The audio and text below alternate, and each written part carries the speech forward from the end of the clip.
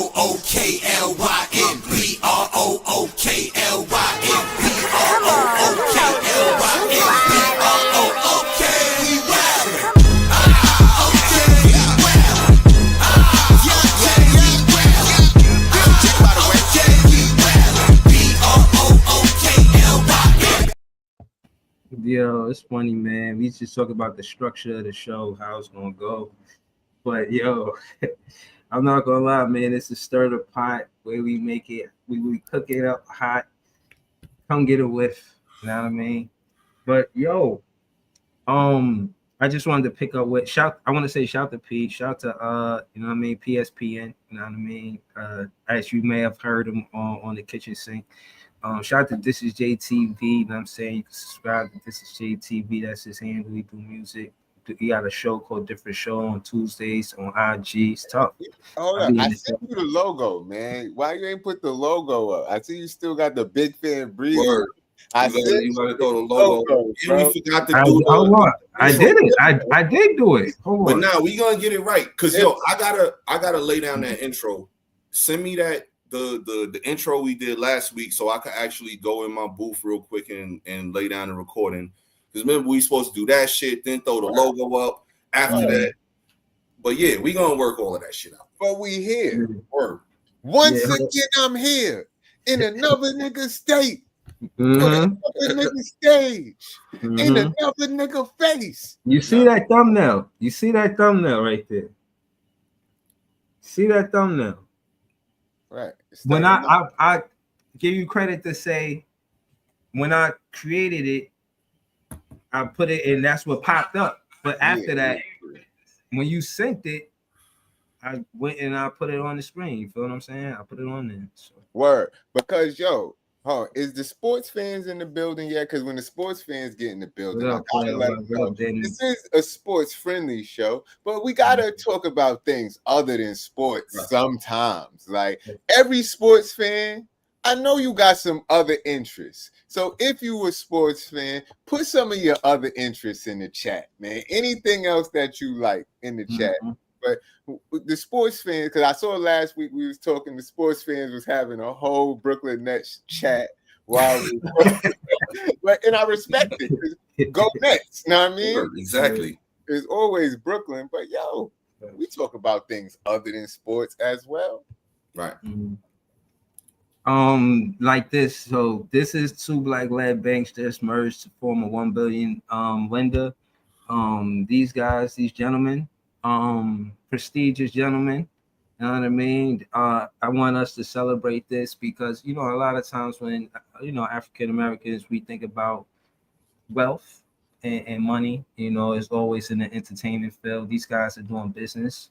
You know, I don't mean to stereotype us like that, but you know what I mean. I'm just through my lens. But it's not always like that. There's a lot of great businessmen that are African American or Caribbean American or just, you know what I mean? I don't want to deviate, but I've seen examples of that when I did the podcast with Ice. Shout to Stir the Pot, man. We make it hot. So two black-led banks just merged to form a $1 billion lender. Two black-led banks, City First in Washington D.C. and Broadway Financial Corporation at Los Angeles, California, announced today that they have entered into a transformational merger of equals agreement to create the largest black-led bank in the nation with more than $1 billion in combined assets under management and approximately $850 million in total depository institution assets. Combining the two institutions will increase their collective commercial lending for capacity for investments in multifamily affordable housing, small businesses, and nonprofit development in financially underserved urban areas while creating a national platform for impact investors. Brian E. Argett, Chief Executive of City First, will be Chief Executive of the combined company, which will use City First as its banking brand, but keep the publicly traded Broadway Financial Corporation as its bank holding company. Wayne Kent A. Bradshaw, Broadway's chief executive, will be the chairman of the combined company. I mean, not to say this is semantics, but they just telling you who's who and what's what. You know what I'm saying? I'll read this part though.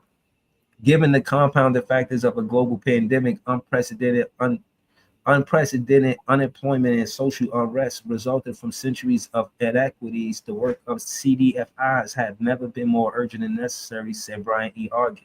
As part of this historic merger, we are demonstrating that thriving urban neighborhoods are viable markets that require dedicated, focused, long-term commitment and critical access to capital. So, in my opinion, it seems like they give it back to the community. They invested in the community. The money that you put in the bank, they put it right back into the community. And to me, that's the whole idea. You know what I mean? That's the whole post. You know, these guys are the real deal. You know what I'm saying? And you know, I just want to celebrate what they're doing for me. But what y'all got on this, JP? Nah, that's fire.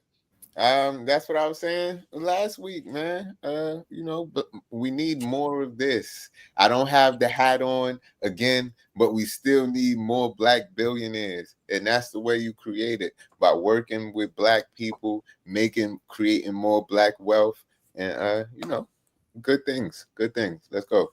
Yeah, Let's go, black people.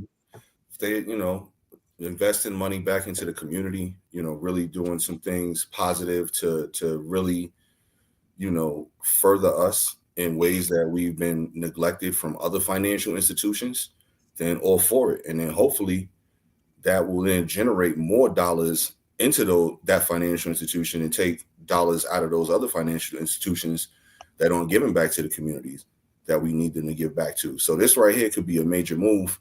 And hopefully it's just the start of something big. And shout out to them for doing what they're doing. And, you know, I still want to find out, you know, exactly where, you know, how, because I would love to put a couple dollars in there to just, you know, as a start to show my support and to because it starts somewhere. If we not, you know, sparks of that start, Hell yeah. Yeah, wait for somebody else to do it, you know? Hell yeah. Mm-hmm. Yeah, no, I'm reiterating what these guys just said. I really am inspired, you know what I mean? And it is motivational. And I do think that it should be celebrated, you know what I'm saying? Hopefully they throw a block party in their hood, you know what I mean? Like they got a whole block party, pull up, they got barbecue, they sell t-shirts and all that, you know what I mean? They selling merch, like, yo, pull up, we gonna have a fish fry, you know what I mean? It's lit. Where's the central office at? The flagship. Did it say in that article? Let me check. I'm gonna check. Shout to Maya Black. Shout to Leaf Diggy. I see y'all. Know what I'm saying? W chat. Hit the like button. Know what I mean? What was it? Y'all was asking me just now. Where's the flagship? Where is it located? This is California. Los Angeles, California. Okay. Heard you. It said that was the beginning part of the article. Yeah. Yeah, W content. Know what I mean? W Banks. That's what's up. West Side. Yo, but I'm gonna keep it real with y'all. You know what I'm saying? That weather was crazy today. You know what I'm saying? The weather. If we got some of what Melissa is or something, because yeah, it was. You know what I mean? Yeah. I thought it was going to be just a nice day in October. I was giving a weather credit to October weather the whole month. I was telling everybody that I know, especially like people their birthday in October. I was like, you know, October got some of the best weather. You know what I mean? All of that. Like I was giving it up. You know what I mean? Pray for bad style. Yeah, it's tough out here. It was Pray tough. for bad style because it's a lot of it's crazy out there in the sky right now. That looked crazy. But when I saw that post earlier, I was like, yo, that's wild. Oh yeah, East New York too. Pray for East New York, man. Brooklyn is in shambles right now. Many times we don't walk up the blocks. Tree fell on somebody's car. You said what? In East Flatbush, a tree fell on somebody's car. Uprooted the whole tree just on their car sideways. Bro, hopefully everybody is insured up with what they needed to be insured up with, because this is the time when you need the insurance to make something happen for you. Because if not, bro, like trying to eat that and having to deal with that's a lot, man. Yeah, I'm not gonna lie to you. My I was living in Rosedale, Queens with my grandma, no lie, and it was Hurricane Sandy, and motherfucking tree came through the roof. But it came through the roof in the part where it didn't come through the house. It came through the roof in the part where it was like outside of the house. So we was good. But trees do be falling. I said all I had to say. When it's strong winds, it's uprooting trees. Strong winds is uprooting trees in New York, bro. That's some real when shit. you combine the moisture from the rain and everything like that, because in the tree the soil is weaker. Everything is a little bit weaker, so you know it's a lot easier for that type of shit to happen, man. It's crazy, bro. Like natural disasters be the worst, man, because you can't really plan for them. You can't. They bound to happen in certain parts of the country. Sometimes it's crazy, man. The water was making parked cars float on Fulton Street. I seen that. That's turning them sideways and all. How many times we done all been up and down them blocks over there, and we would have never thought we would see some shit like that on Tompkins and Fulton, bro. And like, then on Livonia is flooded. Livonia under the train is flooded. Like it looked that's wild. Oh man, it looked crazy over there. Damn. And they said it was from like the debris getting pushed into the drains, right? Like that's the crazy thing. Yeah, that's I heard people was outside in the neighborhood just trying to clear all of the drains, but they knee deep in water trying to clear the drain. And that's wild though, because like, yo, sanitation gotta fall on the sword here somewhere, man. Because somebody gotta take accountability for some shit like that happening. Like obviously natural disasters and things like that happen, but this gotta be poor planning on sanitation's department on their part, because like, yo, how you allow it to be all this trash to get to that point? Because it's all of the people that don't move their car when it's alternate side parking. Niggas do not move their car, bro. And yeah, they get a ticket sometimes, but they don't get a ticket all the time. And I just got a ticket the other day by accident. I was parking in front of the hydrant because niggas didn't move their car. Oh man, yeah. Niggas don't move their car, then the street sweeper can't sweep by their car, and then it's mad trash, and then boom. That's all facts. Yo, Jay had the answer to that shit, bro. Jay, you got the answers, Jay. You got the answers. I thought that was just some random shit, like. Yeah, I was thinking about that shit because niggas don't be moving their car, bro. And then the little street you gotta go around and shit. Yeah, mad debris still picking up. Yeah. You know what I mean? So hopefully, yo, that's been the PSA from Jay, letting y'all know to get on y'all shit, man, so the streets could be safe. So this is literally how the streets not safe. You think trash not a problem? It's a problem, obviously. Mm-hmm. Right. Mm-hmm. Yo, man. Cleanliness is next to godliness. I'm not even gonna lie. I'm not even gonna lie. At this age, bro, it pissed me off to see somebody littering. Like if I'm walking with somebody that litter, it make me feel bad that I know you. Like if I'm walking with you and you just like take some shit just out your pocket, throw it on the ground, I'm like, like what type of nigga is you? like don't litter around me. Like I'm not to the point where I'm gonna go pick it up for you and do it, but I've seen people like you ain't no Danny Tanner shit, man. Right? I'm not to that point yet, but I know people that will do that. Like go grab it, like yo, don't litter, bro. Why you do that? Nah, that's facts though, bro. Don't litter. Like you said, at the age, like certain shit just ain't right. It's you know the difference. Like you just do that in your crib, just be like, yo, nah, this y'all need this. And just throw it on the floor. Like, come on, man. If a nigga do that shit, you want to go to that crib, bro. You don't want to, like, I ain't going over there, man, because it's all types of creatures that's not domesticated animals living there, bro. I guarantee you, man. Right. We don't want to live here, man. Let's, like, pay attention to this thing. Yeah. Word. But yeah, man. This is, I mentioned the weather to say that it's serious. Like, that's what's happening with us. But Hurricane Melissa has been crazy, bro. Yeah. Like seriously, it really. They saying Hurricane Melissa, a Category 5 storm, caused widespread destruction in Jamaica and other Caribbean regions, leading to significant humanitarian efforts and recovery challenges. I think Beanie Man even got involved. Facts. Yeah, you got Jamaica and Cuba too, man. When you send in the thoughts and prayers, when you putting the T's and P's up there, you know what I mean? Make sure you send them Jamaica and Cuba too. Word.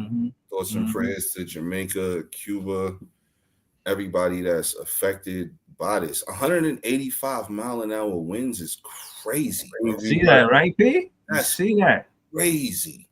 Yeah, man. Like that's sheesh, man. No, seriously, bro. And like, again, and what I will say is because like I've been in Jamaica before, like in the hood, they do got makeshift homes where everything is not like Bedford-Stuyvesant, obviously made out of brownstone and brick. They should be made out of like metal. You feel what I'm saying? It'd be like sturdy, but 185. Even if you live in a cobblestone home, 185 miles per hour wind is 185 miles per hour wind, bro. I don't want no parts of that. That's taking I don't want no parts of that, bro. Yeah, like that's crazy. Like, don't be outside in that because it's over. Like, you know what I'm saying? Like, unfortunately, like, don't be outside. Like, yo, I'm not gonna lie to y'all, bro. During Hurricane Sandy, I definitely went outside. You was on your Weather Channel shit? Yeah, I did. You know what I mean? But at the time, you know what I mean, couldn't smoke in the crib, so had to venture into the outdoors. And hopefully you had on like a poncho or some shit. Look, the funny shit was at first it was me and Key. We was like in between, like the way the townhouses was. It was like a little awning. And it was stairs, so we was like in between the stairs and under the awning. But then we chilling, and you know we chilling for a minute. We talking.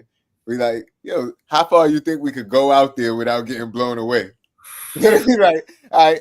We were daring each other to see who could go the first. Like, go to the end of the sidewalk, go to the middle of the street. I go all the way across the street. But that wind was crazy. Yo. If you look on TikTok, not for that, I saw bad people out there in Jamaica, and they was out there too. I was like, yo, they crazy, yo. 185? Nah, I'm not out there, bro. Cause I'm outside. I'm like 215, bro, and I'm getting carried away in that. You know what I'm saying? And $185. So 185 got to be the equivalent of like I don't even know, bro. Like that shit is dangerous. And I had seen this clip where there was American tourists inside of a hotel resort. Like it was structured so they were safe in there, but they ain't really had no food for real. They just had like Frosted Flakes and Cheetos and shit like that. You know what I mean? So they was complaining. So the locals, the residents, was like, your blood clot complaining. Real shit happening out here. And you got inside of a resort where you're safe. People are losing their life, losing their homes, and you're complaining. Yo, them locals was mad as hell at them American tourists, bro. Like, y'all safe, y'all good. People out, you know what I'm saying? Out here losing their lives, shit crazy. I saw somebody that was saying, it's some white girl, she was in the resort. She was like, yo, can y'all send me a jet? Like, can someone on TikTok please, like, we're here, so can if someone, they're saying we can't leave, we can't get a plane, so if someone can get me safely off the island, can you please like just contact me? Yo, somebody sent her they sent her a picture of the Jet2 holiday plane. I got you, gang. For 200 pounds. Yo, I was weak. Oh man. Oh wait, did y'all see the Jamaicans outside during the hurricane? Jamaicans was outside in Jamaica. I was about to show some because I had just seen right here. They said this was some of the Jamaicans during the hurricane. Oh, where was it at? That shit had me crying just now. Yo.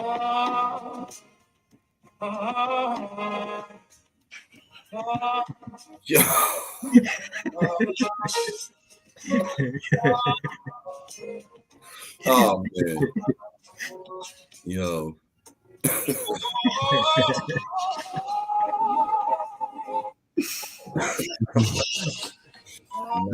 Wow, man. But nah, it is looking crazy out there. Like some of the devastation that I saw. Yeah, man. No tenemos nada, estamos desamparados, gracias a Dios que ustedes han llegado y por lo menos nos dan un aliento, ¿entiendes? But shit. Oh, look, let me show, since I'm showing y'all that, let me show you the pictures of Brooklyn that I was telling you about. Because, bro, Brooklyn was looking bad. Like, yeah, I never seen some of those places look like that, man. Bro. We like Channel Zero. Remember? Nah, bro, I'm out. Look how real it is, gang. He about to drown, bro. That's crazy. Nah, bro, I'm out.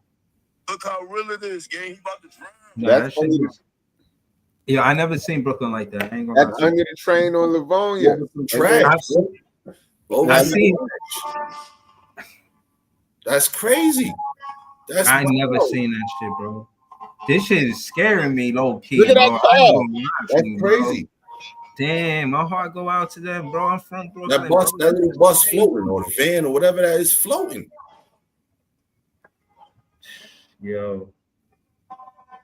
That's right there. Tompkins and Fulton. Right there, the hood. Yo, and hold on, I think I got one more. But it was crazy out there. Yeah. The infrastructure, bro. They gotta do something, man. I'm telling you, they said it was over the trash. And Jay made the point. Like, move your cars on alternate side of the street parking so shit could be cleaned up. So the trash ain't backed up in the sewers and not blocking the drains. I mean, for what it's worth, I do my part. I'm the Superman man across the street. Hey, I will shoot some there. It probably got a lot to do with the leaves too. The leaves too, definitely. They can't get sanitation. You don't move your car. Yeah, sanitation. Like, yo, sanitation got to do a better job. The people driving cars got to do a better job, man. It got to be a joint collaboration, man. Because nothing is. Just don't litter, man. Just don't. Don't litter too. That too, man. Yeah, like, but not throwing stuff out your window when you driving. Like you driving, just throwing shit out the window. Why? Like, I ain't gonna lie. The only thing I litter in public, the only thing I litter is a roach. I ain't gonna lie. Because where else I'm really gonna you're not clogging the sewer drain. You're not clogging the sewer drain. Even those, you got to throw them in the dirt so they could grow at some point and stuff. Now, I feel that's the only thing I litter is a roach, bro. That's it. You know, if it land in the grass, it's gonna be fertilization. You know what I mean? Right. But I wanted to further Jay's point. It's only 4 drains. It's y'all hang with chat. Do y'all hang with people who litter? I need to know that, man. Do you litter? Do you hang with people who litter? Be honest. If you litter, say it with your chest. If you a litterer. Yeah. But we frown upon that shit here at Stir the Pot, just letting y'all know. We don't put that in the pot. Consensus across the board vote here with that one. Yeah, we don't put that in the pot. I'm wild white for that. White for what? Because I don't like people who litter. You be throwing stuff on the ground. That's nasty. Word. That ain't right. It ain't righteous. Ain't nothing righteous about that. It's only 4 drains, bro. It's one on each corner. So if you walking around a block, it's only 4 of them. So if you clogging that up, it's nowhere for the water to flow. Word. That's where they supposed to flow at. That's where, if it don't go there, then it's a wreck. Right. You know what I'm saying? And I'll give credit to say that, the leaves is there, but if it's because we not being responsible, Mother Nature don't play, man. I can't think of the last time it was just a subtle winter where I could just, last winter wasn't that bad. Every winter been bad for a while now. Really? I don't agree. No? You don't think last winter was bad? Was it? I can't even remember. Did it snow? It snowed. Did it snow? When? It ain't snow that bad, was it? I could be tripping. Know what I mean, we'll see this year. Know what I mean, I heard it's supposed to be a lot. And you know what it is too. Where I work, It just told me that New Wind York chill is a factor. tropical climate. That wind chill factor for real. You know how they be like, Nah, niggas it's just 40 built soft degrees, now. but the wind chill factor is 12 No, back miles in the per day, hour. it ain't been a blizzard. It ain't been a blizzard like the blizzard in '96 since '96, man. Yeah, that '96 shit was crazy, man. That was We miss school and shit. Yeah. it was all school for a minute, man. And No right school, now, man. they miss school for anything. So because they can just I put don't it really, online. you They can't just go throw it off. on Zoom real quick. They don't care. They like, yo, anything can happen. They throwing it on Zoom real quick. Like, yo, don't worry, just stay home. Put your cameras on. Yeah, it's total different world now. And even before COVID, when they was doing all of the Zoom school and shit, it was still like, you know what I'm saying? They was, yo, it's 2 inches of rain. You can't go to school. You know what I'm saying? Like we was going to school in 10 feet of snow. I'm exaggerating with the 10 feet, but you know what I'm saying? Right. Nah, you gotta make sure any young whippersnappers in here know that back in the day we had to walk to school. Yeah. Barefoot. Columbia boots. Listen, You needed Columbia boots. You needed Right. Timberland high boots, like the ones that was low cut. They fine, but they for style. But for the snow back then, you needed the high ones. Hold up. Did you see Jadakiss is in the new Columbia Columbia campaign? John? Yeah, I He seen coming that. out with new Columbia. He had the jacket with the boots. That shit was Yeah. Yeah. And somebody, I see somebody in it. The store probably like a month or two ago, and they had some shit in there. I ain't get none, but you know they had some shit. I just was like, oh, I ain't even know. I'm not even gonna lie. Last year, I went to the Columbia store specifically looking for a yellow rain suit, and they didn't have yellow. I was looking for yellow or purple. See, now I got the yellow rain suit. I went the whole rain suit. Hold up, though. If you would have had the yellow rain suit when you and Key was in Hurricane Sandy, you would have really been on the weather channel shit. You know what I'm saying? Like, I want me a yellow Columbia rain suit for when it rained. Like them shits, you are prepared when you got one of those on. Yeah, absolutely. I got lucky and I wound up getting for free too a yellow North Face raincoat. That shit tough. Word, I had it on today. You know what I'm saying? I had to work in the rain and shit. Today is the crazy. I'm not saying it because I was styling. I'm saying it like it was an official raincoat. Like rain dropping on the coat, not affecting me at all. Like that's straight the point of some of these brands. And me personally, that's kind of the way I like to buy, because I buy stuff that's stylish, but it also got to be tactical and practical. Like, because if you buying an expensive ass coat, but the shit don't keep you warm, that shit is crazy. Right. Like, yeah, it's supposed to be stylish, but it's supposed to keep me warmer than the other cheaper coats because it's supposed to be made better for some reason. Exactly. Like North Face, they got shit that niggas is going on top of Mount Everest with. They got shit that the name of them coats is Denali because somebody was on top of the Denali mountain with it. Like, that's why I fuck with North Face. Word. Yeah. But yo, I got a little pepper to throw in the pot real quick, man. Okay, stir that shit out. Yo, did y'all hear that Prince Andrew of Britain, King Charles's brother? Who? Yo, you know King Charles. You don't know King Charles? I know King Charles, but I don't know his brother. His brother. So, all right, King Charles, you know, he was married to Princess Diana. He was Prince Charles, then now he's King Charles. You know, he's been around forever. Anyway, his brother, the Prince Andrew, they stripped him of his title, and he's getting evicted out of the castle, bro, out of the royal mansion. Is he getting exiled out of the country too? Nah, he get to stay in the country, but he's a pauper now, I guess, so to speak. You know, if you know the prince and the pauper, he's not the prince anymore, so now he's a pauper. Why you doing like that? Why niggas usurping him? Okay, so they usurped him. So this is why. He's tight. He has past relationships or stuff like that with Jeffrey Epstein. Oh, yeah. We all know about so some shit came out where this dude is down with the Epstein team, and yo, they like, yo, you out of here, man. So this dude is not only being stripped of his princely crown or whatever you want to call it, but he's also losing his home too. So they said he had a 15-year on and off controversy over his friendship. The controversy is over his 15-year on and off relationship with Epstein. And then some stuff came out where they basically said some people, and one, unfortunately, man, this poor girl, young lady, she killed herself in April at 41, age 41.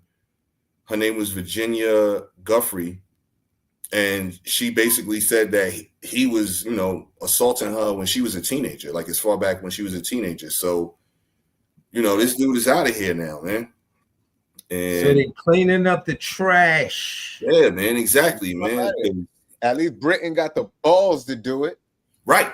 It's exactly. And that's why I wanted to kind of bring that up, because it's like, when shit like that happens, you talk about swift action, you find out, you make something happen. And like, to hear about, I didn't even think you could strip somebody of like being a prince. You know what I'm saying? I thought it was, all in the family. Because it's not like it's easy to strip somebody their title. You either just gotta run in there and do it by force, or you could do it by persuading all of the other people around in the council that person is a piece of shit. And that's what they did in this case. Now, but what I'm saying is, it's not like an office. It's not like an office where somebody votes on it. They do it all the time. Yeah, I'm just saying it's not an office where somebody votes on it. So I didn't even realize, like, who made that call? Was it the king himself to make that call to say, yo, my brother is unfit for his title anymore, and not only that, we're gonna kick you out the crib too? Like it has to be, because like it could be. Is it a council of leadership like that? I would like to know. It could be the maester. You know what I mean? You never know who it is. You know what I mean? But word gets around in the Game of Thrones, man. Yeah, that's the only thing that the article didn't really go into deeper detail with, is exactly who pulled the trigger on that move. So I definitely want to, I'm gonna find out and follow up on that, and I'll have more to report next week on this shit for real. Because, like I said, that's crazy. You don't hear about, like, I've never heard about it. Maybe y'all heard about it before, but I never heard about like any members of like any type of royal family anywhere getting like removed from the family and kicked out on some regular family type shit. That remind me of some shit in the hood where it's like, yo, we don't fuck with this person in the family no more, and they gotta bounce from the crib. They can't come over no more. Thanksgiving, Christmas, like it sound like some shit like that. You know what I'm saying? So I ain't never heard of it you ain't never heard of the War of the Roses. Like, that shit was some Britain shit. Like, niggas was killing each other. They lucky it wasn't off with his head. Because back in the day, it wouldn't have been this nice. It might have been off with his head. Yeah.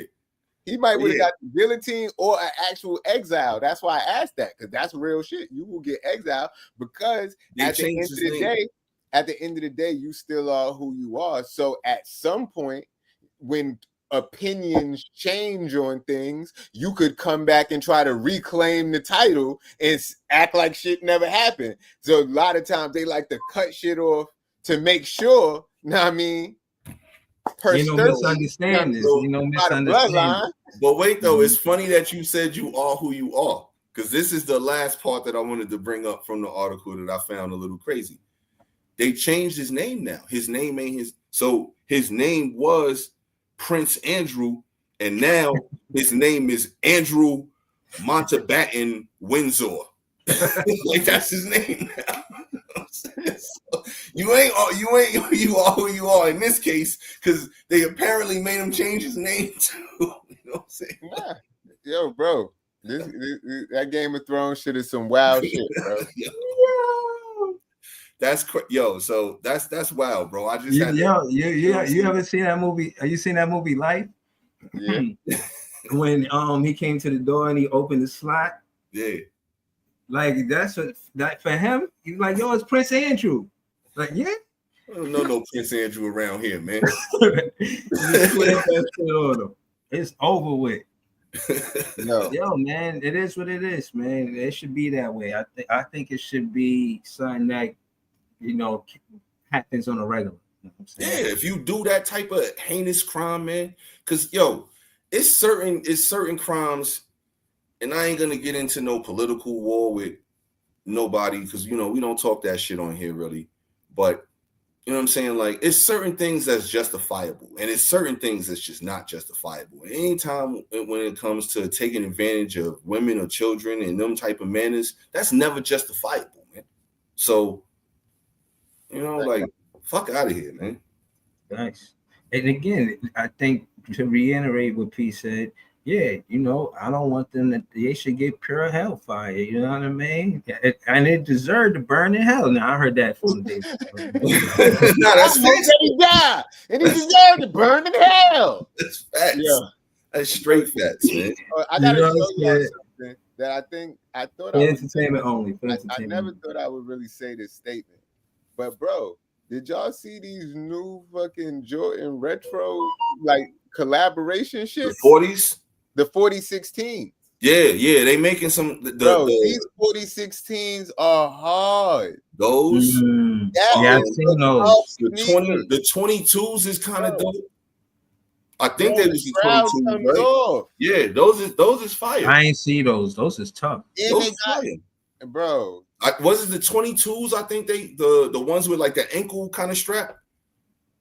The 20s. I don't know. No, it was the 20s, the 4020s. Those is fire too. I saw 4023s. That's or 4023. They got a couple of them shits, bro. I don't know. I stopped remembering them after like the 17s, bro. Honestly, I'll be mixing all them numbers up. 4016s is fire. The first ones you showed me, I want those more than the second ones, but the second ones is tough too. Nah, they the same shoe. Same sneaker. You just take off the same shoe. It's them Jordan 16s where you take that kind of flappy part off? Oh damn! I thought that was two sneakers. Nah, those are the same shoe. Damn, they saying Harlem flooded too. Damn. Yo, see, that shit is like Yasagi sock. Your socks is definitely Yasagi, like all the way up to your knees. You know what I'm saying? Right. Your legs, all your pants is wet, bro. Pause. You know what I'm saying? Like, that's crazy, man. Word, that shit is not normal, bro. And they saying this is the tail end of the hurricane. And again, this is the tail end of 185. Let me explain. If the wind is going that fast, that means it's blowing the water off the ocean on the land. Yeah. That's what's happening. You know what I'm saying? Like, regardless of the trash and this and that, yeah, like on a regular rainy day, that ain't no problem. But when the weather is, again, emphasis on 185 miles per hour blowing off of the ocean, it's gonna go inward to the land, bro. That's a problem, man. We need to have infrastructures to guard that. You know what I'm saying? It's a volcano eruption that's in the background that a photographer caught the picture, but they saying the shit looks like a phoenix in the sky. That shit is that's what that is in the air. I thought that was like that's crazy. Yeah, I see what you're saying. The way he where's that? That's what I was trying to figure out, where the volcanic eruption was at. With that shit. Yeah, I think that's an old picture. I probably seen that like 2 weeks ago. That shit tough though. Where was it at? You remember where it was at? I can't even see. Niggas just see, island. That be the thing that I love and hate about the internet. When you see something on the internet, like you go to the comments, you expect it to be like informative, and it never is. Like, the comments are hilarious. Niggas is in the comments talk about who summoned the Moltres, talk about the Pokemon, and niggas got Yu-Gi-Oh cards and all sorts of shit. The comments is hilarious, but no information in there ever. Right. Yeah. So don't believe the comments be more entertaining sometimes than the videos. That's a fact. Yeah. That's a fact. Yo, I wanted to put something in the pot because this shit really happened to me, and I kind of wanted to include this conversation with it. All right, this is a safe space. So, nobody's listening. You know what I'm saying? I had some maneuvers to make. I made them. So in my travels, I use my spidey senses. I say, don't go right. It don't feel right. Go left. But that's a whole different story. But I just let you know that using your senses, that, you know what I'm saying? Like your vibe, that's a sense. You gotta use that. That's your instincts. Know what I'm saying? Mhm. You know. So again, once I got Your past instincts. that, in my opinion, You sound like well, something from 40-year-old virgin right now. Show me your instincts. Yeah, like it's suspense. Where's the story going? Hold on. Right. Let's go. Let's so get to once, so I figure, you know, that's it. Now, as I observe ahead of me, there is a robot in my neighborhood coming up the block. A small little robot, like with a camera, like a bot, a real robot.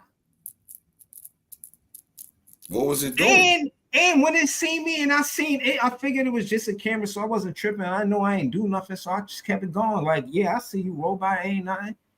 But then I was really alarmed on my same travel, going up the same block, and I seen another robot. I said, no. How big was these robots? How big was these robots? Like approximately. You was scared? 2 feet high. 2 feet. About, yeah, so 2 like feet high. You scared of the midget robots? Like a baby. No. You scared of the midget robots? That's some bullshit because it's Halloween, right? And I always be thinking about the fact that I don't know how niggas was letting Chucky kill him. Like, because Chucky is this big, and you talking about the midget robot that's 2 feet. You know what I mean? Bro, I'm not saying I'm in danger. Robot, man. I'm not saying I'm in danger. No, bro, I'm not. Right. Listen, for entertainment only. I'm not advocating running around seeing robots and kicking them over. I'm not doing that. That's not what's happening. I'm saying that they implemented in society like it was cool. Like, no, you're not supposed to just be walking up the block. Like, what the fuck are you doing, robot? It's raining outside. Okay, so that was my next question. Hold on. See, this is what I'm saying. Robots don't want to not now get it sound like you hating. I thought you was scared. Now you just hating. Nah, you hating. You hating because if I sent my robot outside to go pick up my laundry, why you mad? That did not happen. That did not happen. That's what's not happening. He said it was 2. So, right. Well, hold up. My question that I'm dead ass was about to ask you, and you kind of answered it for me. You said they were walking up the block. So what type of steps was these robots taking? Was they taking like full regular steps, or was they taking like baby steps? Or was it like I'm gonna draw it.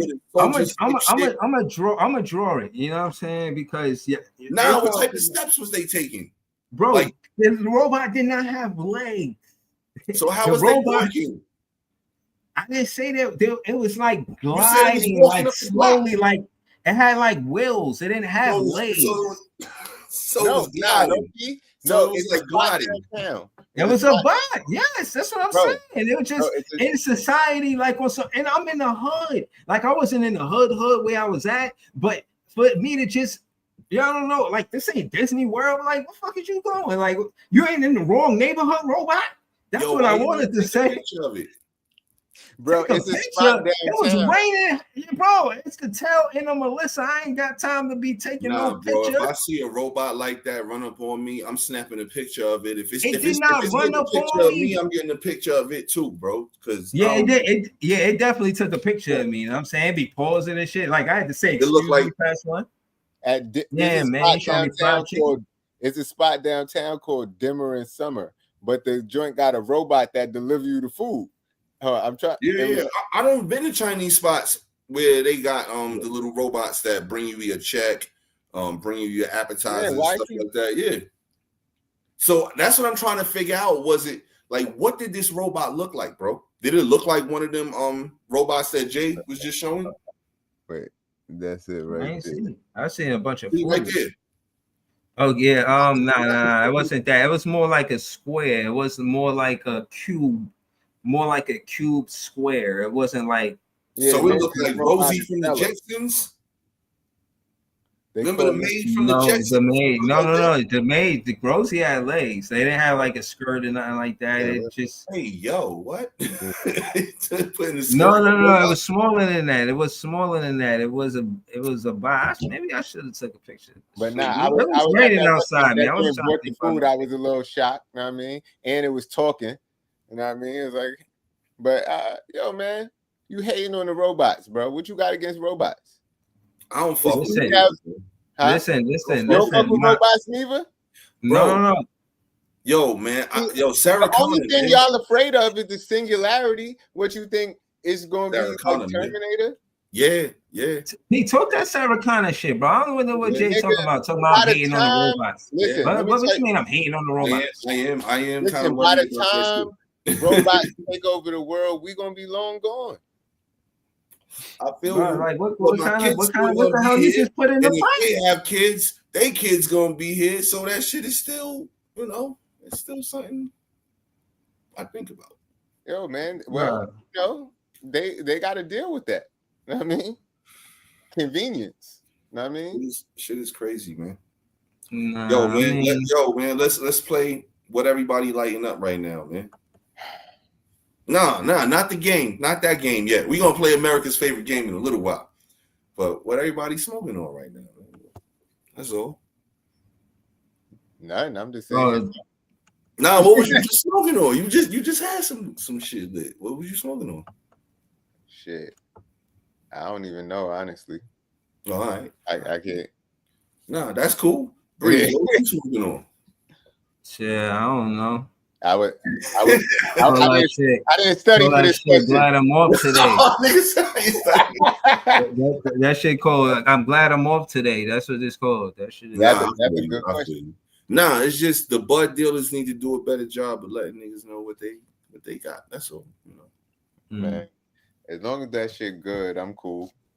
Because I'm, I smoke like whatever is the time of day it is. Like, sativas early, hybrids middle of the day, indicas end of the day. I don't want to be smoking no indica at 10 in the morning on a Saturday, and now I don't want to do nothing. Mm-hmm. You see, I don't necessarily with them. I do ask, and they do know. So, I could tell you that mine's is a sativa.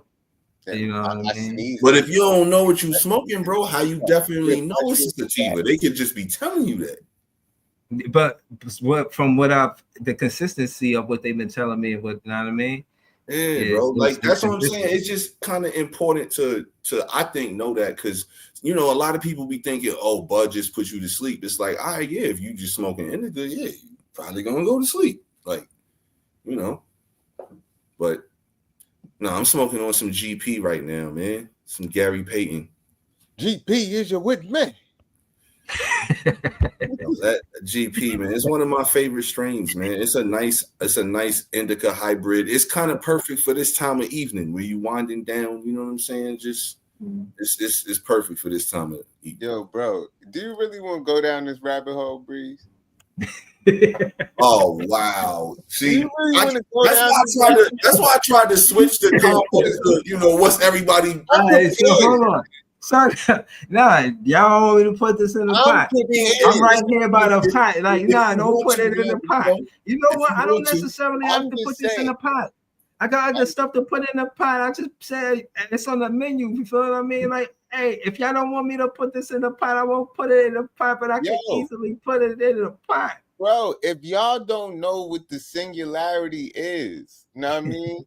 Google that shit. That shit'll keep you up at night, man. Just to know that it's inevitable. It's nothing you could do about it. Oh man. Yeah, put that in your Cheerios. You know what I mean? Yeah. Sarah Connor is just looking down upon all of us in disgust, man. She can't believe shit. Terminator 1. She's like, I told you motherfuckers. Baby, all you motherfuckers the rest. Back in 84. She's like, I told y'all, listen to me at 84. And now 40 last later. The other day on me and D-Rock show, on a different show, we was talking about the fact that the monkeys, I forgot where they said it was, but it was somewhere, I think India or something. But a monkey had got caught stealing from a market. Like, he stole some stuff from a market. They caught him on camera. They went to where the monkey's at. They identified the monkey that stole the stuff, and they had like kidnapped him or did something, right? So when the monkeys came back to steal from the mark again, they had on masks. They made masks out of stuff that was in the jungle, and they was wearing masks and spit over their face so they wouldn't get discovered. But So we can't identify you though. You a monkey, nigga. Like, come on, are you serious? So I was trying to ask D-Rock which one was he more afraid of, the singularity with the robots or Planet of the Apes happening soon.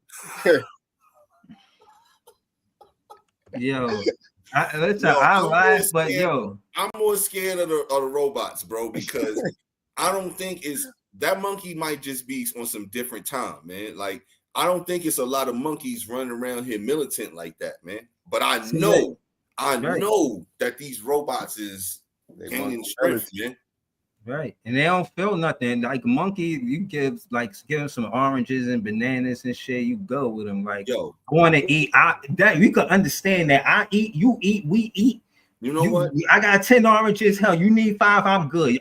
You good. I'm good. You give 5 oranges to a robot. You don't give a fuck about no 5 oranges. Yo, Breeze. I know Jay ain't gonna be a part of this initiative, but me and you, this got to be a me and you initiative, man. We gotta like do whatever we could do to get a hold of this problem early, because you know everything, you got to get a hold of the problem earlier. We got to start a petition and a campaign for Terminator and Terminator 2 to be shown in elementary schools as early as the 2nd grade, so these motherfuckers could get this shit through their head early, that this shit could possibly be a problem. AI is not your friend. You know what I'm saying? These kids think AI is their friend. Oh, let me ask AI.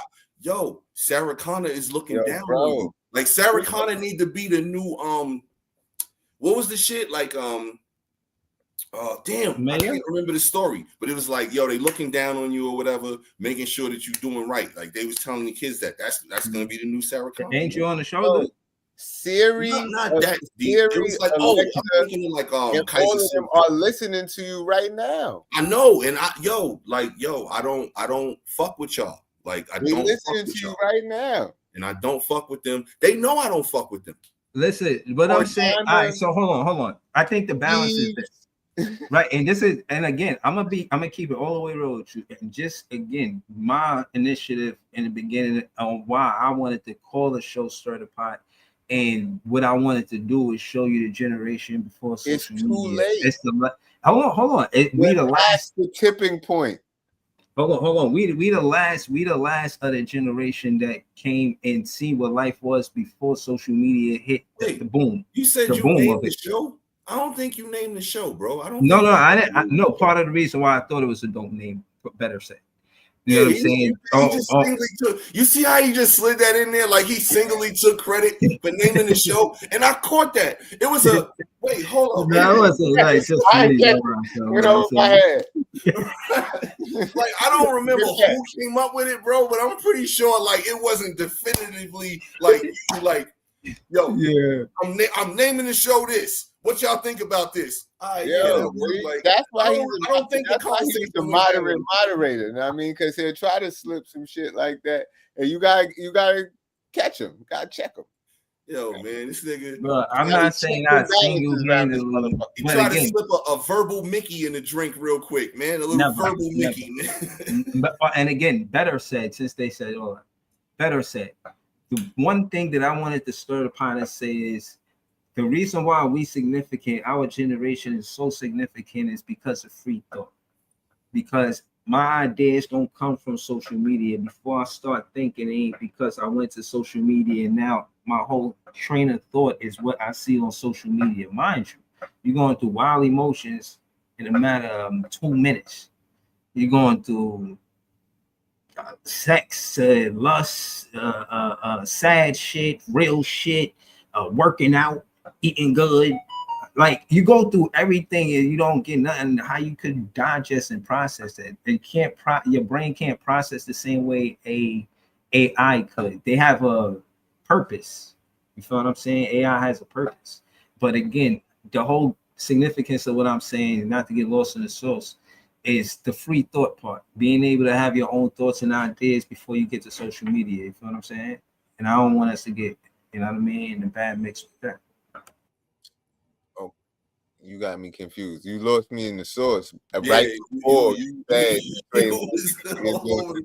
that's like, right where I got lost. What I'm saying is, when you go to social media, it's basically showing you what's going on.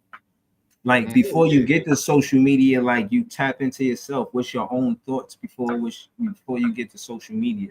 I feel I'm like saying we the last generation to do that, basically, because other generations now they don't necessarily do that. I mean, I agree and disagree with that because it's going to be differences in all generations. You know what I'm saying? Like my kids, for instance, bro, like they on social media, but they not driven by social media. Like, and that's because me and their moms kind of raised them with more of like old school values and stuff like that. So, right. You know, not everybody is going to be like that to a whole total degree. I get what you're saying.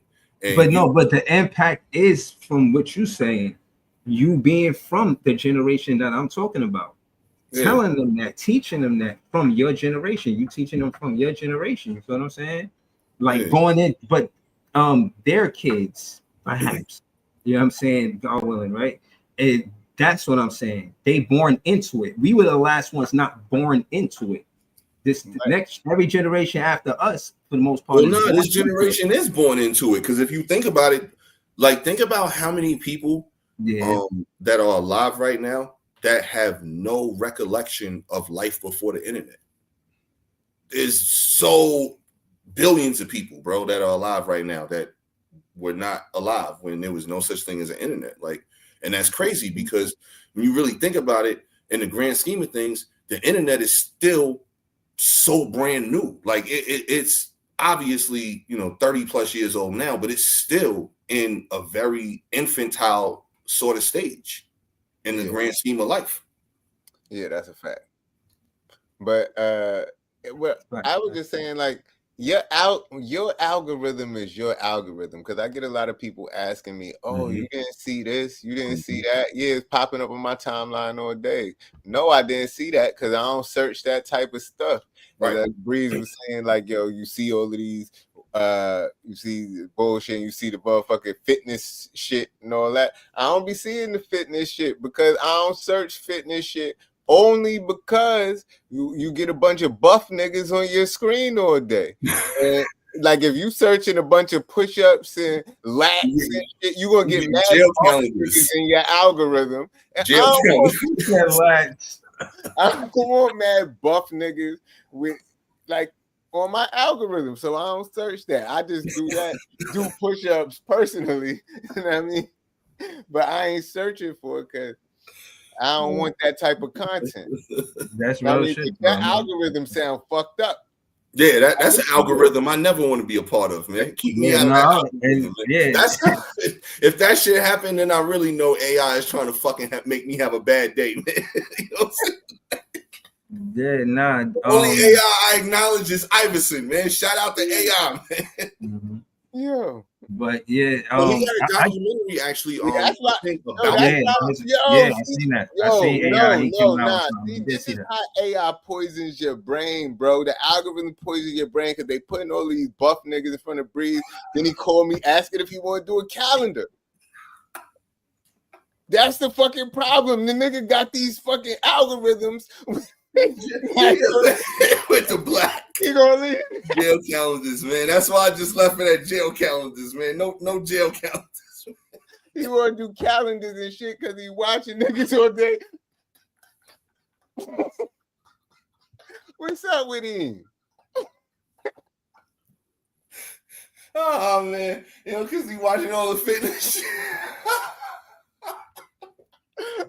See, this is how the AI poisons your brain. The algorithm shows you these things, and they make you want to be it. That's crazy, because man, Breeze ain't never asked me no shit like that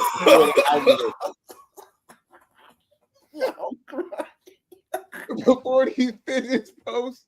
Shit ain't never happened, and now it's out of hand. Getting all out of hand with this shit. The algorithm got all fucked up.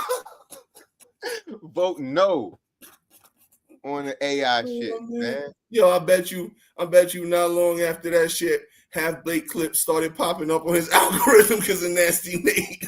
This shit can happen to you, man. Nah, yo, I'm crying, bro. Nah. Yo, Breeze, man, you gotta. he faded the black, literally, man. He left, man. This is what the algorithm will do to you, man. Yo.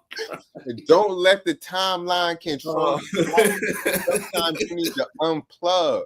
You know what I mean? If you click on one fitness video, it's over. Oh man, nah, yo. Welcome That to shit is the pot. hilarious. Yo, that shit is. Kick Oh, it. man. Yo, Breeze, where you at, man? Nigga somewhere making a calendar. Oh man, stop. Yo, Breeze, you gotta come back, man. It's almost time to play America's new favorite game show, man. You might have to start the game without him because he's making a calendar right now, and the algorithm got his brain fucked up. Oh man. See, I can't even start the show without him though, because why not? He is the sole inspiration for the show. Like, so what's the show about? You gotta tell me. So the people need to know is we got a new show. It's called "Is This Player a Better Scorer Than Cam Thomas?" I got 10 old school dudes and 10 current players, and we're gonna see if this person is better than this person. And y'all want to start old school or new school? I don't know. Ask Diddy. I mean Breeze. Oh man. Old school or new school, Breeze? I just heard the last part and I heard him call me Diddy, man. Stop calling me Diddy, man. All right. So America's new favorite game show. Is this player a better scorer? This some old bullshit. I got 10 old school players and 10 new school players. We want to start with the old school or the new school? I'm gonna play your little game. Know what I mean? It's about to be America's new favorite game. We about to come up with a whole nother little theme song for it and everything, man. I'm gonna play because this is about to be entertaining. I'm telling you. I'll play you. You said you got a theme song? We gonna come up with one. Don't worry, we'll have one. I'll play your little game, but that don't mean I like it. You know what I mean? I don't that's like fine. That's fine. I don't like nobody.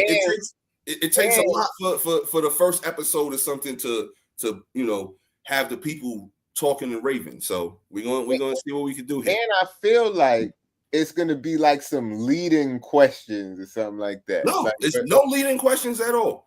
And like I asked before, we can either go player name or we can go player statistics. The only leading thing is gonna be the only statistics. I didn't sit here and gather like every freaking statistic. He cooked the stats. Like I didn't do all of that because that's take way too long. I got the 3 major statistics that guards are kind of looked at upon in the league, and that's going to be points per game, assists per game, and steals per game. Because you're not really asking a guard to rebound out there. You're not really asking a guard to block shots out there, but you are asking a guard to score, pass, and play defense, perimeter defense. Okay. So 10 old school dudes, 10 new school dudes. We could either do names or numbers, whichever way y'all want to go with this. I mean, I'm new at this, so I mean, the world is new. Come on, man, get back on camera, man. The world is new. Here we go. I'm moving around. That's why I'm not on camera. All right, so I'm gonna mix it up. Since we haven't made a definitive answer, I'm gonna go players with some. I'm gonna go numbers with some. Now, before we start, Cam Thomas's career numbers in these 3 categories are 15.3 points per game, 2.1 assists per game, and 0.5 steals per game. Let's start with the old school. This player averaged 13.3 points per game for his career, 3.8 assists per game, and 1.3 steals per game. Is this player? Oh, come on.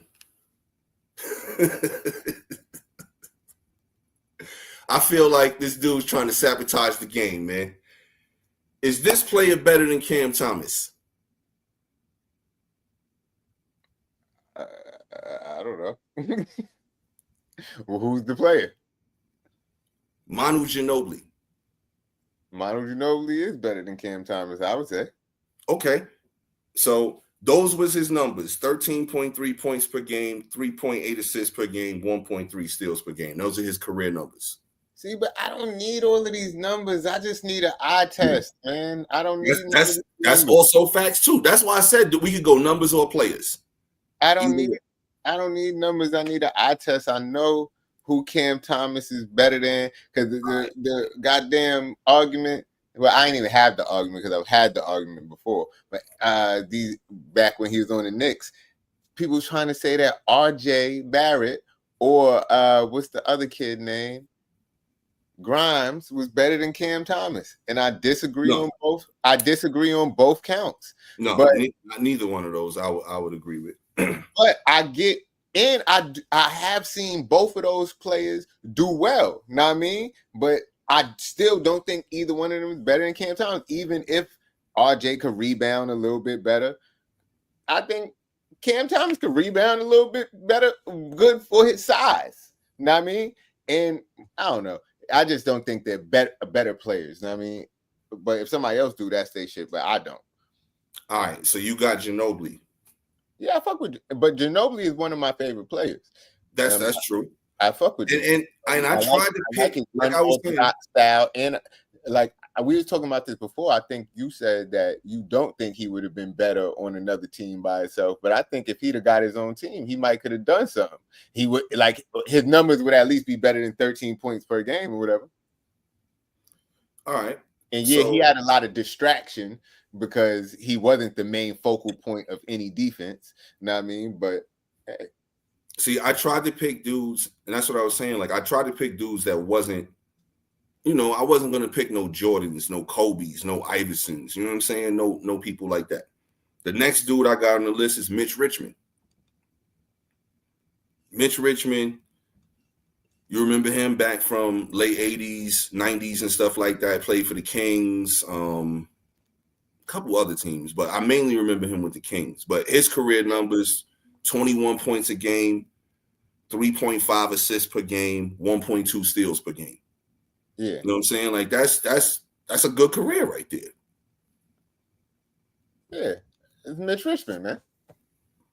But again, still not like, but you know what I'm saying? Like, Cam Thomas is still to be determined because what was his numbers in his fifth year? Are these all fifth year stats you talking about? No, these are the career numbers. If you look at fifth year stats, Mitch Richmond, by his fifth year, he was cooking by then. He was probably averaging about 28, 29 a game, something like that. Because that's when he was in, like, you think about it, most players, they hit they real prime when they that dude. Like fourth year, third year, fourth year, fifth year, like them years is when they kind of hit it. And then they usually kind of ride that out for like another 5 or 6 years where they like just on a top level. Yeah. So like, all right, we'll switch it up to a dude now. Jalen Williams. Which one? The two guard from not the two guard, the one from OKC, not the light skin one. Yeah, not the light skin one, but the dark skin one. The more of a known one than the other. Okay. Yeah. He's a two guard too. That's why I only picked two guards. Like, I didn't pick, no small forwards, no power forwards, no point guards. I only picked two guards. So Jalen Williams. Him and Cam Thomas. I'm taking Jalen Williams all day.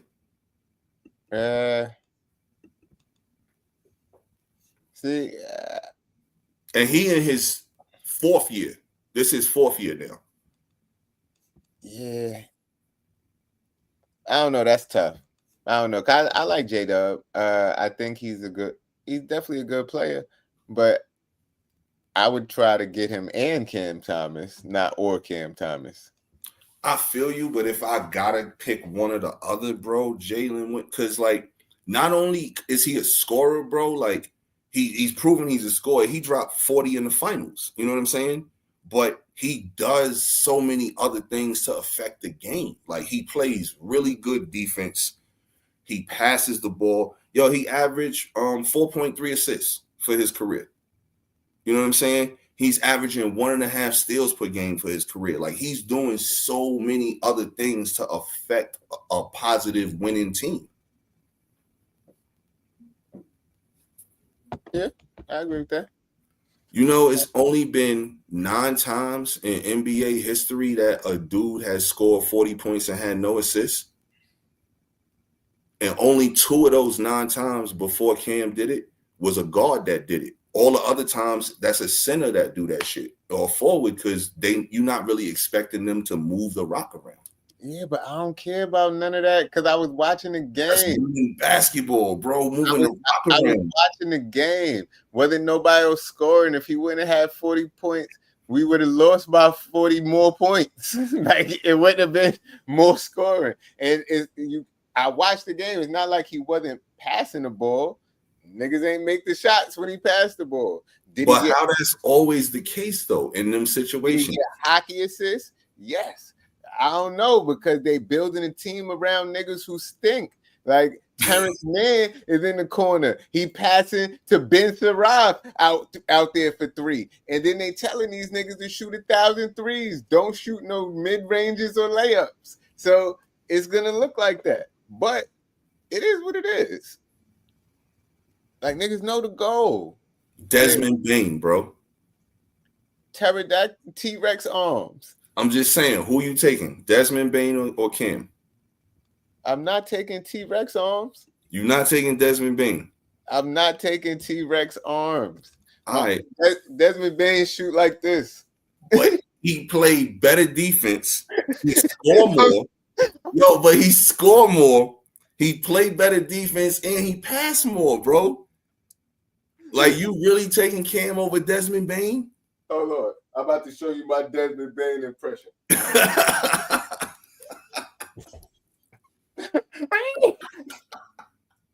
This Desmond Bain. Yo, you really taking him over Desmond Bain, though, bro? Like, I don't know, man. Like, I feel you. He don't got the longest wingspan. Like, I give you that. Desmond Bain. But yo, he's a baller. Like, I think he could light it up more efficiently. That's another knock I got on Cam, bro. He is so inefficient, bro.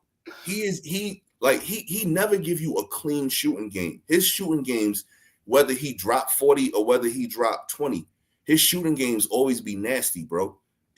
Like, what was it last night? It was some nasty shit, like 5 for 17, bro. Like, his shit always be. I don't think he plays like a clean, beautiful type of game. You know what I'm saying? Like, his game is mad force shots, which is why he misses shots, bro. Which is why it's not the ball don't hop, bro. Mm-hmm. Like, he never goes out there. Like, when he dropped 40. Well, he went 11 for 25 or something like that, bro. Like, that's 42, 43%, bro. Like, nah, bro. Like, you gotta, if you throwing up them shots, you gotta hit a lot more of them shots. And everybody have off nights. I get that. But then when you having them off nights, what else you doing on the court to supplement you having that off night? Like, what stops you getting? What rebounds you getting? What assists you making? What charges you taking? All of them other little things. And yo, bro is not interested in doing none of that little shit. Yeah, that's cap, all of it. Word? When you seen, I barely seen this dude ever take a charge, man. Cam Thomas took a charge the other night and he got a block. Like I said, barely. I'm not saying it don't ever happen. You just said I never seen him do it. He just did it. So I said barely. You can rewind it. I said I barely. You just said I never seen him do it. I said barely. All right, but he did it the other night and he got a block before Nick Claxton. Like, he said out his mouth what the deal is, and it is what it is. Like, if people don't like Cam Thomas, they just don't like Cam Thomas. You know what I mean? And that's okay. But huh? I said, yeah, bro. Like, it's okay to not like a player. Like, I don't like his game, bro. For like, for the fact that he's on a team that I like my favorite team. Like, I hate to see that, because I've seen players. You know who he reminds me of? Like, I said Vinny Microwave Johnson, but as far as as far as like attitude and mentality, kind of like a Reggie Theus type of player. I don't even know who that is. Yo, you remember that corny ass show that used to come on NBC, like after Saved by the Bell, the basketball show? Yeah, he was the coach of that shit. Inside Stuff. No, not the actual NBA Inside Stuff. It was like a Saved by the Bell type of show, but it was like a basketball team. Oh, nah. Yeah, it was some shit like that. Like I said, we talking 90, 91, 92, I don't know, some shit like that. But it was a show that came on Saturdays after Saved by the Bell, and this dude was the coach of the show, because basically he stopped playing in the NBA and he started acting and shit, and that's what he was doing. But that's who Reggie Theus is. But Cam kind of like, I'm not saying his game is similar, but Reggie Theus like had a knock on him about, yo, this dude could give you 30 any night, but like he's never on a winning team. Like he never stayed on one team. He went from like this team to this team to this team, and he could give you 30 any night, but like no team could ever figure out a way to win with him. Like every time he would leave that team, they would get like a lesser player than him, maybe skill-wise, but then the shit would gel, and then they would maybe make the playoffs next year without him. Like that type of shit. Yeah. So that's what I'm saying. Like what I see now in his game, he's still got hella time to change and make changes to his game and shit. But like I just see a dude interested in just throwing up buckets and not really caring about winning and not really caring about like the other aspects of basketball. Because you said the object of basketball definitely is to score more points than the other team. But it's so many more other factors that help you contribute to scoring more points than the other team. And when I watch him play, bro, it's not just a box score. When I watch him play, he just don't seem like he interested with anything other than scoring the basketball. Well, I've heard him say that personally. You know what I mean? He said when you're not getting much playing time, nobody is coming into the game looking to want to pass the ball. But now that he's getting more playing time, he's passing the ball significantly more. And to my point, I'm tired of seeing him pass the ball. I want to see, like last night, we probably would have won that game if he wasn't thinking about people like you saying pass the ball. Bro, he shot a terrible percentage from the field. The defense, he broke through 3 people, and all he had to do was hit a nice little floater and tie the game up, or I think it was going to take the lead. But instead, he passed it to Nick Claxton because Nick Claxton was open, and he blows a wide open layup. He's supposed to pass the ball to the open man. That's the name of the game. Yeah, no, he was supposed to take the shot that was going to win the game or get us in position. And he's overthinking every damn shot because everybody keeps saying he should think about passing first. So I could see him thinking about passing first. No, he shouldn't think about passing first. He shouldn't think about passing first at all. But he should definitely be thinking about when I'm double and triple pass the ball. He should definitely be thinking about that. He's passing too many shots he needs to be taking, and I could see him over. He shot 6 for 20 from the field last night, bro. He needed to take more shots because he's overthinking the shot. He needed to take more. He shot 6 for 20. He needed to take more shots. Him and Michael Porter took the same amount of shots. They both took 20 shots apiece. I am not mad with both of them taking 20 shots apiece. That's how it should be. They the best 2 scorers. They should both be getting 20 shots a game. Cam went 6 for 20. Porter went 12. And I bet you about 7 of them shits was hard fouls where he was on the floor after the shot. I bet that too.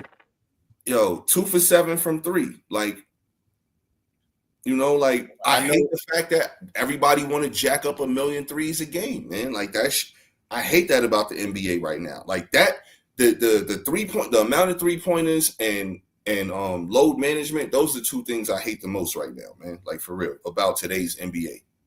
But yeah, like 20 shots is the perfect amount of shots for them. If you look at the shot distribution from last night, it was 20 shots for both of them. Claxton had the next amount of shot attempts at 14. Mann had 9 shot attempts.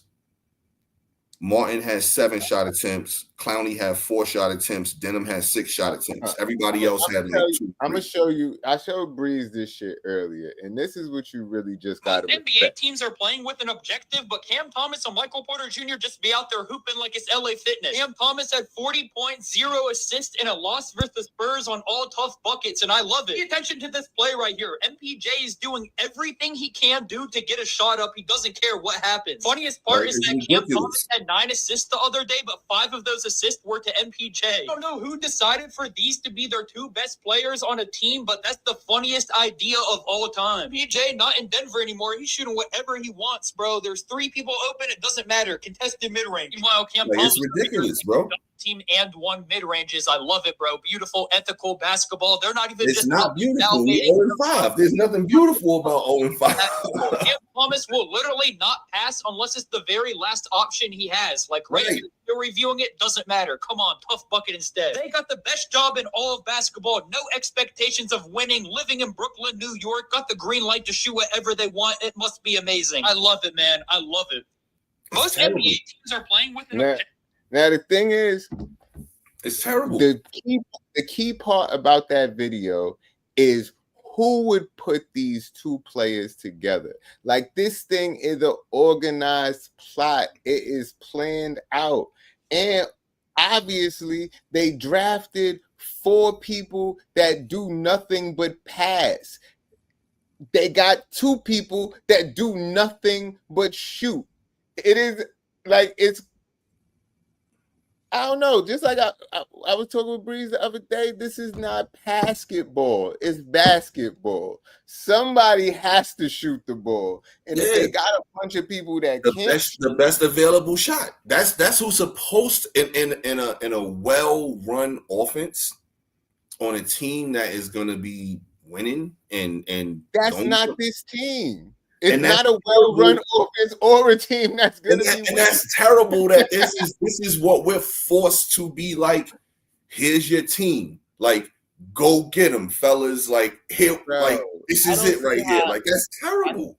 I keep asking how people who want the team to tank to get a better draft pick is also expecting to see beautiful basketball. I wanted that last year. I don't want that shit this year because that shit didn't work out for nothing. Like, you go ahead, you get all these picks, and then you get a bunch of dudes who really can't do shit instead of packaging those picks and pulling the trigger to get a dude that could make shit happen. Do you know how different right now that the team would be?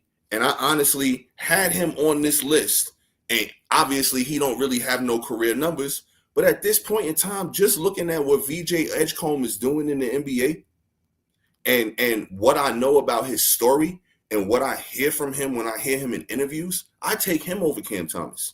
And that's the only reason that they wouldn't have wanted to pull the trigger to pair him with Cam Thomas is because they essentially play the same position, they similar build and stature and all of that type of stuff like that. But this dude, VJ Edgecombe, is going to be a better player than Cam Thomas without question. I know this. Okay, well, that's to be determined. We'll see. They should have pulled the trigger and made it happen. Like, especially if you unsure about Cam Thomas, if you not going to give him the long-term, and this is why, again, is fire Sean Marks every day, all day, no days off. That's how I feel. This may not be the express written copyright of the show as a whole, but as far as my motherfucking self, it's fire him every day, all day. And this is why. How you not going to give the dude Cam Thomas a contract? You caught in the middle and you're not going to make that decision. And then you don't even dangle the carrot with Philly to say, yo, how about we give you Cam Thomas and the 8th pick for that 3rd pick? But they didn't pull it. Like, this just bad GM 101, man. It's so terrible in so many different ways. This dude does not make anything right, like decision-wise. He didn't handle a team that was a super team the correct way. He didn't handle a team that was supposed to be a middling playoff team with assets that he got back from dealing away parts of the super team and then having draft picks along with it. He didn't deal with that team the right way. And now he's not dealing with, last year, he didn't deal with a team that was supposed to tank the right way because he was caught in the middle. We didn't know if we was going to win too many games or not win. And then we decided to do full on tank. Yo, you only as good as your leader. And the leaders keep changing on the floor, obviously by the decisions that the general manager is making. The general manager is corrupted this organization in every state that this organization has been in, and the shit needs to stop. This nigga Breeze left the show when the smoke got hot and his core stirred the pot, and now he in the chat like a thought. That's crazy.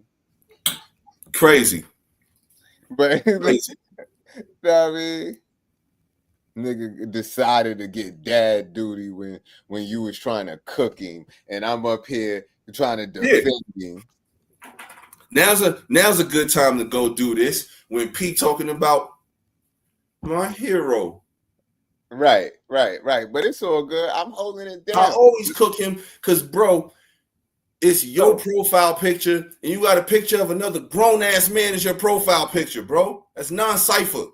Yo, that's his favorite player, man. How many niggas got pictures of Jordan and Kobe Bryant and fucking Giannis and all of these other 13-year-olds, nigga. 13-year-olds, nigga. Nah, grown men be having that shit, man. Nah, that's non-cipher, man. Don't nobody need to be doing that if you a grown-ass man, man. Listen, I'm not going to defend him.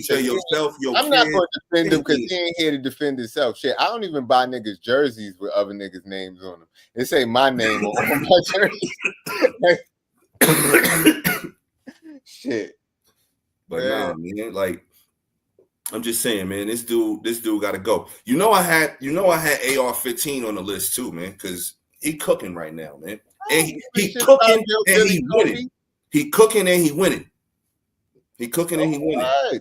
His team is trying to win. Like, I don't understand. What do you mean? His organization is trying to set him up to win. Cam Thomas' organization is trying to set man. Yo, bro, his team is trying to actively set him up to lose. He's not put in a position to make the best of his skill set. From the beginning of his career, he wasn't. And definitely not now. They're not saying, oh, let's see what great pieces we could put around Cam Thomas to maximize his skill set. Nobody cares. You gotta put to maximize his skill set. First of all, you gotta put a bunch of tall athletes everywhere that play defense and do everything else on the court. That's the only way you master that. And then when you look at that setup of a team, right? You know what type of team that I can give you could maybe be the best example of inversion of that team. Hold on. I went on dad duty real quick, and this nigga talk about he cooking me. You ain't cooking me, nigga. Talk about Cam Thomas, my hero. Fuck out of here, nigga. Fuck you talking about. Hold on, no, hold it down. I said I was going to dip for a second. No, I didn't cook. Hold on, I want to hear that shit. You want to say I conveniently left? Nigga, I ain't scared to talk basketball with you, nigga. Who the fuck you think you talking to, nigga? Yo, it don't matter who you talking about. VJ Edgecombe, who's the third pick, and VJ Edgecombe, who's the third pick, who's not on our team, just because I root for the hold on. Just because I root for the players that's on this team and big up and look at the upside and what they could be if they do the right thing. And again, you can't knock what I'm saying if you agree that Sean Marks can get fired because they're not doing the right thing with the players and the talent. So again, my point is that don't wait till I leave to talk that shit, nigga. I'm right here. Fuck you talking about. And at the end of the day, hold on. Let me finish. Since you was saying all that shit when I wasn't on screen, and Jay was saying, "Oh, he not here to defend myself." I'm here to defend myself, nigga. So at the end of the day, you should know this. Anytime you want to talk hoop, it could be from whatever. wherever. I'll talk hoop with you. We can have a debate every motherfucking show. Never fix your face to say I'm scared to talk hoop with you, whether it be Cam Thomas or anything else. Know that shit, nigga. I'm on dad duty, nigga. That's the only reason why I'm saying I had to do it. I ain't want to put that in the chat. Just say I had to dip. But as soon as I dip, you start talking slick. Nah, nigga, I'm a patch of ice, nigga. I'm a can of oil, nigga. You ain't say nothing slick to a can of oil. Know that. Mental. What you talking about, man? As soon as I mention Cam Thomas, how incidental, and then you dip again. Come on, man. This dude is in his feelings, man. He's the mad father, right? The mad dadder, not the mad rapper, but the mad dadder. He came back with a vengeance. He's the mad dadder right now, man. Okay, but look, I just want to know what's your retort. He said a lot just now. It was a lot to break down. Chat, hold it down. I see y'all laughing. Now, I mean, it's hilarious, bro. But what is your response and rebuttal to that? Are you gonna get angry like that, or are you gonna keep it calm and collected? Yo, I find it real coincidental that as soon as Cam Thomas' name was brought up, something else occurred. That's all.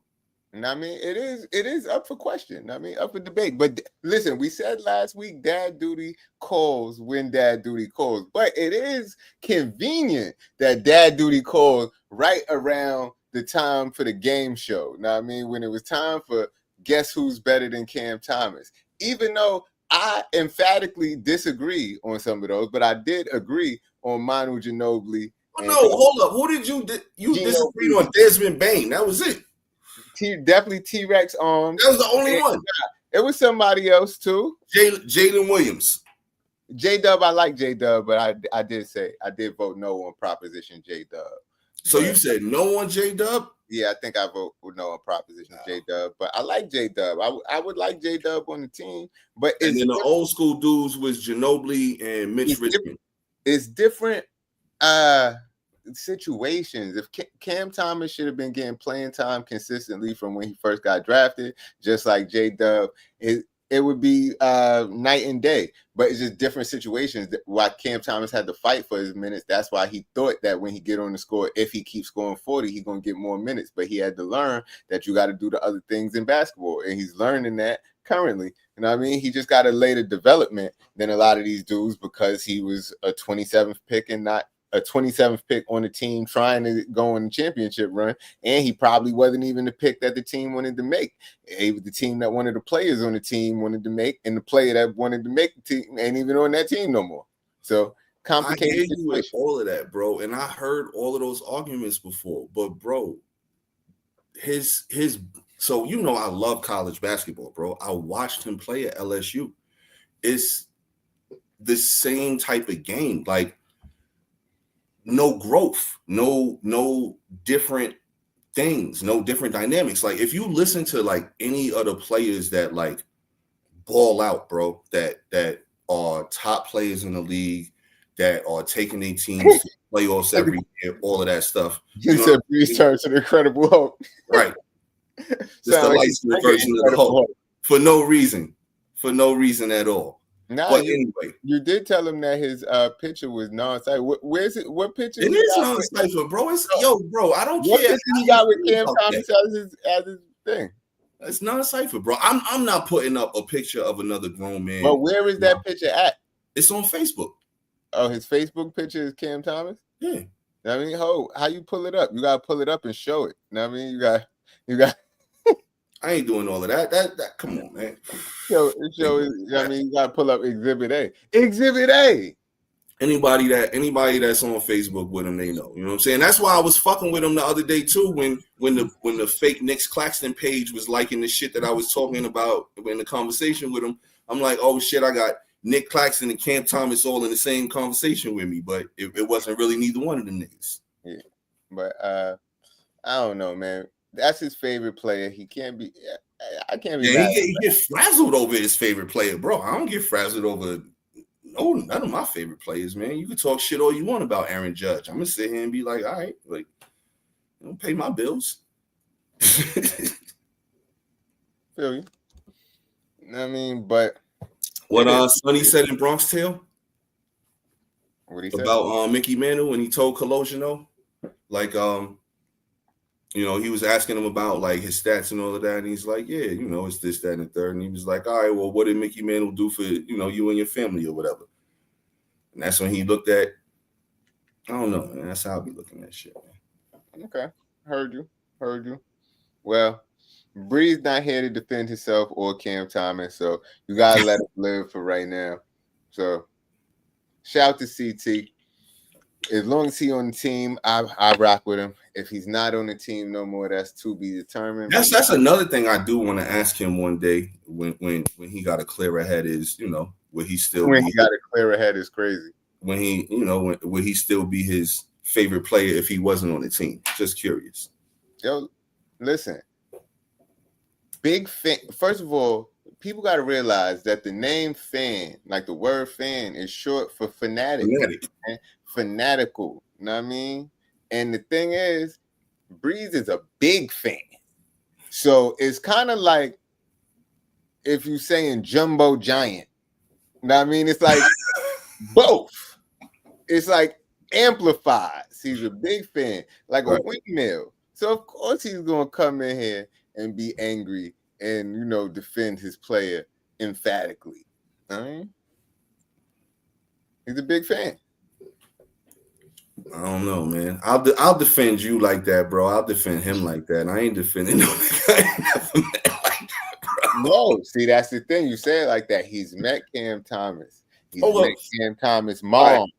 He's met Cam Thomas. He met his moms. You know what I mean? He spit a rhyme for his moms and said, "Yo, it's my time, miss. My time, miss." He did all that. He got special connection. Niggas did not spit a rhyme for Kobe moms. Nah, somebody might have. I don't know. Maybe they did. Yeah, I don't know. But that person would feel the same way that Breeze feel about Kobe. Word. Exhibit A. Wait, what? Exhibit A on how niggas grow their gray hairs before they hit. Niggas be stressed, man. That's why.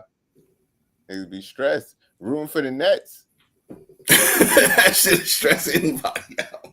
Shit. Like a young room for the Nets. Take a young nigga, give him an old face, man. Yo, but that's kind of why I'm on, you know, kind of on it like how I'm on it right now, bro. I told you I ain't copping no merch, man. Like I can't do it, man. I can't support a system that don't support us. I'm still gonna be fresh, and I'm thinking I'm gonna still be fresh too, just not in no Nets drip, nigga. Like, I'm with my old shit. Like if I'm on the 11th, I forgot who they playing, but they got a Biggie bobblehead thing that they giving out. That should look hard. I might need that. Yeah, bro. I'm wearing I'm gonna get a shirt made up. Hashtag Fire Sean Marks shirt, and, you know, rock that to a game or two. I'm gonna wear a hoodie over it so that way they let me in the game. And then if I get kicked out when I'm in the game with the shit on, fuck it. I don't give a fuck as long as a camera or two caught me, because this dude need to go, man. Okay, well, if you were wearing Brooklyn Nets merch over there, you might be one of the only people in the building, so you might get on camera with that for real. Yeah, man. Coming from a nigga that streamed 1 man 2 hour play-by-play podcast, I could relate, but I wasn't talking about the Nets. What you mean? What you mean, Leaf? For word though, nigga, Breeze laughing and shit. He laughing and shit. Shit ain't shit funny, nigga. Cam Thomas, what you laughing at? Yo, man. Hopefully he burnt a big spliff, man. Man, I'm tired of taking L's, man. We need a W. More L's than a dispo, man. It's crazy. And it I don't think it's gonna get better anytime soon. That's the crazy thing about it. Like, and now I think we got a dub coming up on our schedule somewhere, but that's the crazy thing. Shit that you might think really should be a dub for us might not even be a dub for us. Like, because I was looking at the schedule and I was like, all right, I thought we had a chance to beat Charlotte, honestly. And then I forgot that it's another team coming up. I think it's New Orleans, if I'm not mistaken. Nah, we about to beat your man VJ Edgecombe. That's who we about to beat. And then when Cam dropped 50 on VJ Edgecombe dome piece, then what? If you think that's gonna happen, I salute you, bro. But I Then know what? When Cam dropped 50 on his dome piece, then that what? shit gonna happen, man. That shit is not gonna happen, man. He gonna drop 50 on VJ's head top. He might attempt 50 shots, man. I but know, and I he know might attempt 50 shots. But I that know shit ain't he's happening. gonna have his career high on Yo, VJ Edgeco because I know he got VJ, that. bro, VJ is gonna fuck around. Because we played him Sunday, right? Bro, everybody was talking about Cuba Flag, Ace Bailey, Dylan Harper. We all was, bro. Like, not just us, but everybody, bro. VJ Edgecombe might fuck around and be the best player out this draft when it's all said and done, bro. Like, I'm telling you, like, he got that dog in him, bro. And I don't think the rest of them got as much of a dog in them like he do, man.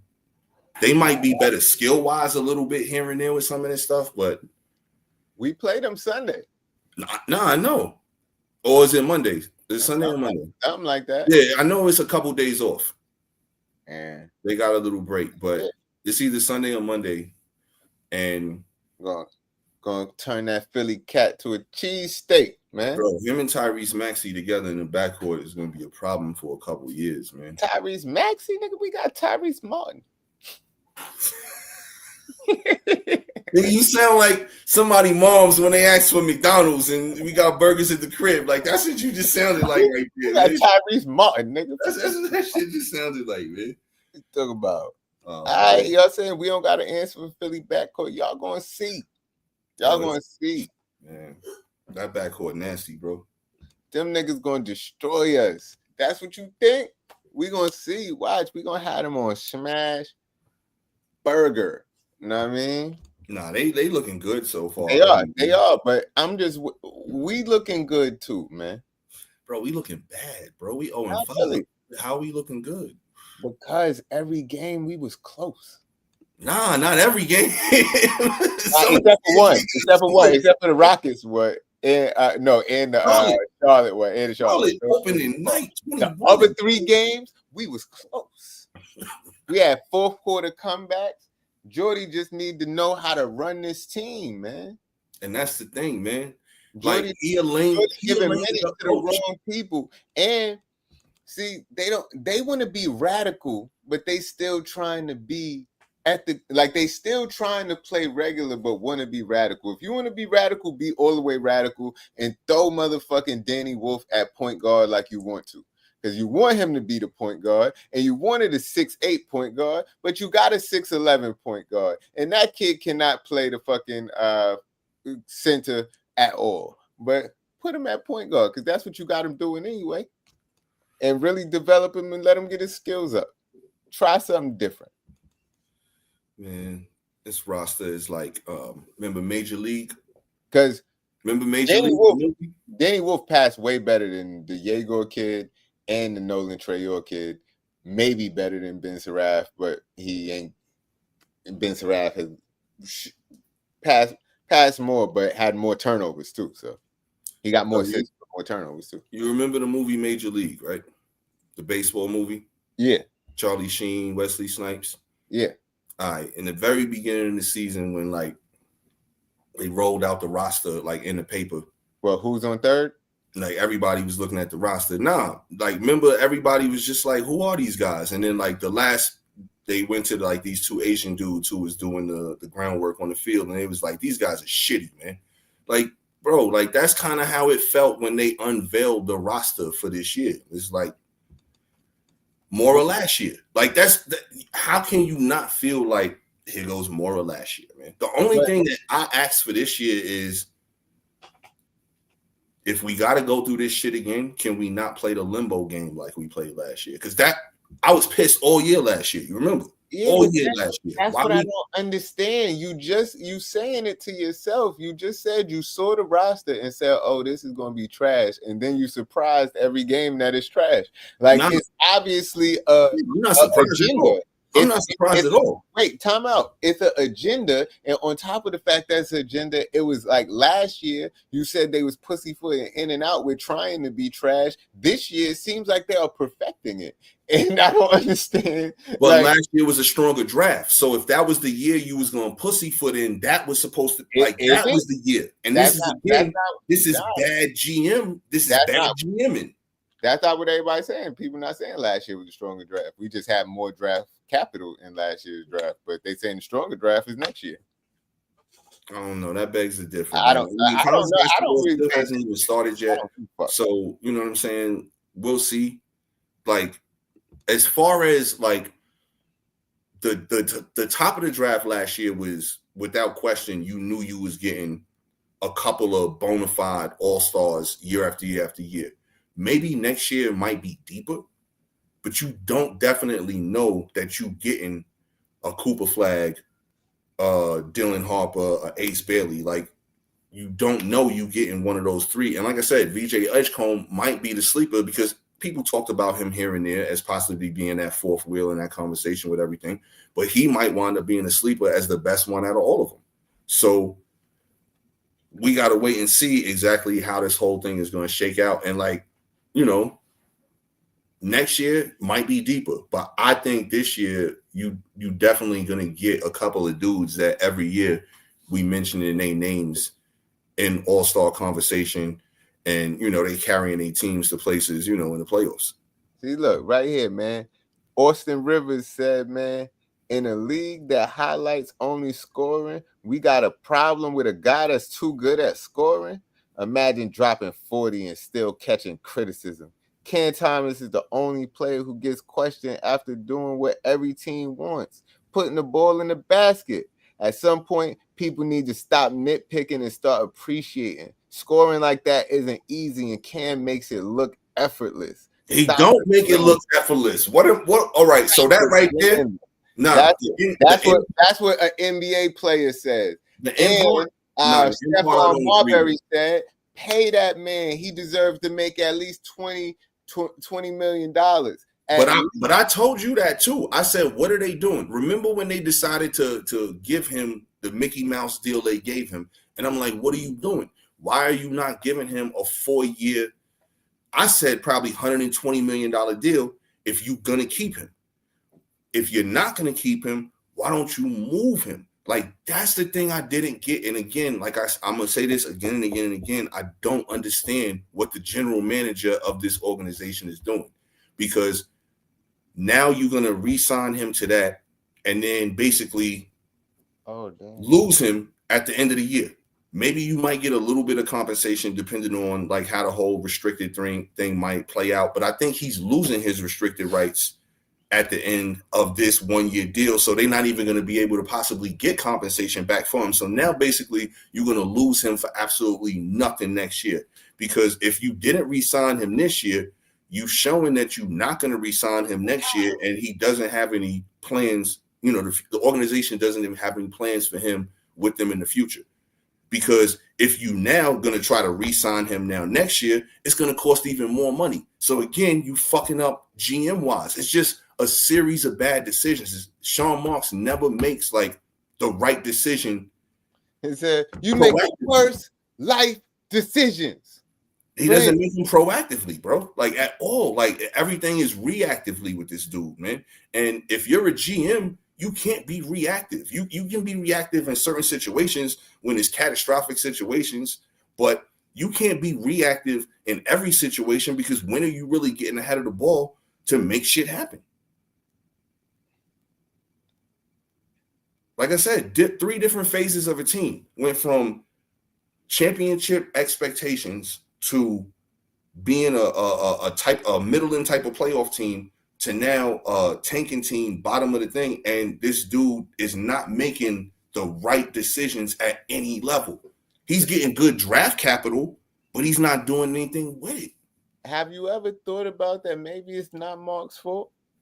If it's the owner's fault, then we got a deeper problem, because it's like, that's what I'm saying. Then it comes to like, come on, look, because if the owner is making decisions and the GM is carrying out his bidding. Like if the owner says, yo, trade Kyrie, and the GM says, well, you know, KD is only here because we got Kyrie Irving as well. So if you trade Kyrie, you know, KD's probably going to want to leave as well. I don't care. Get him out of here. I want him off my team. And then you go do that. And then that happens. Like, you can't blame the guy that you told to go do what you told him to do. So that's why his boss probably won't fire him, because he's making the decisions that he's telling this man to carry out. All right. But then you get to a point where this is where you see this time and time again in sports. The owner and obviously has say so, but you have to let your GM run the team. You have to let your GM run the team. When the lines between owner and GM are blurred, you have dysfunction and you don't have a winning organization. I'll give you no example other than the Dallas Cowboys. Here you have the owner and the GM as the same person, and even they are in conflict with each other because the lines are so blurred. The owner and the GM, the owner has to own the team and do that. After that, you have to have a good president of the team that handles the stadium and, merchandise and all that stuff like that. And then you have to have a good general manager or president in charge of basketball operations, whatever that organization decides to call them. You have to have a good person there. And in both situations, the owner needs to stay the fuck out of it, because when they get involved with it, that's when shit bad happens. It's classic micromanagement. It's no different than when you look at a Fortune 500 company.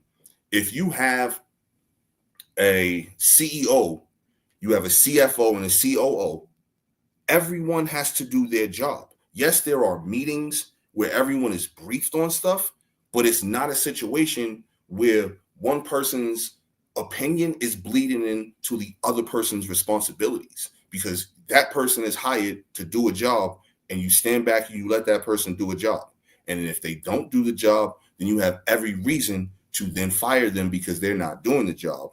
And then it doesn't become personal, to your point where you said if Joe Tsai said, these people need to go, don't care what happens, just get them out of here. Now you're in that situation where you can't do the right thing for your company, your organization, however you want to look at it, to make the right decision to remove a person that's not successfully getting the job done on any level.